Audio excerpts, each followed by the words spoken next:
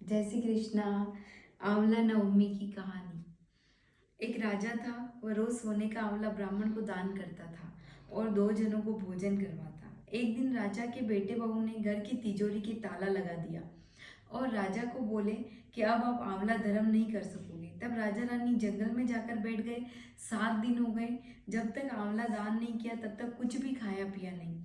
तब भगवान राधा दामोदर बोले कि अगर इसने इस नियम को बनाए नहीं रखा तो फिर मुझे कौन मानेगा।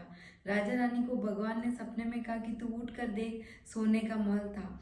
राजा सा ठाट बाट था, महल में सोने के आंवले थे। अब रोज वह सोने का आंवला दान करता और प्रेम से रहता। उधर बहू के घर में खाने का दाना भी नहीं बचा।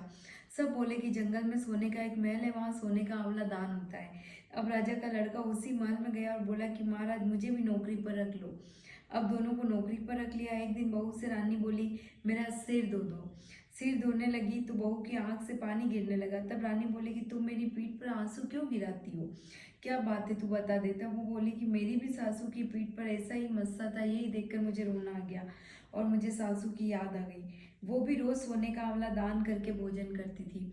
उन्हें हमने आंवला दान नहीं करने दिया और घर से निकाल दिया। तब वे राजा ने रानी बोले कि हम ही तुम्हारे सास ससुर हैं। तुमने हमें घर से निकाल दिया पर फिर भी हमारे नियम को तो भगवान ने बनाए रखा है। वह राजा रानी और बेटा बहू एक साथ ही अच्छी तरह से रहने लगे। राधा दामोदर ने जैसे राजा रानी पर मेहरबानी की वैसे सब पर अपनी मेहरबानी करना। कथा सुनते ओंकारा पढ़ते हुए सबको अपना आशीर्वाद देना। जय श्री कृष्णा।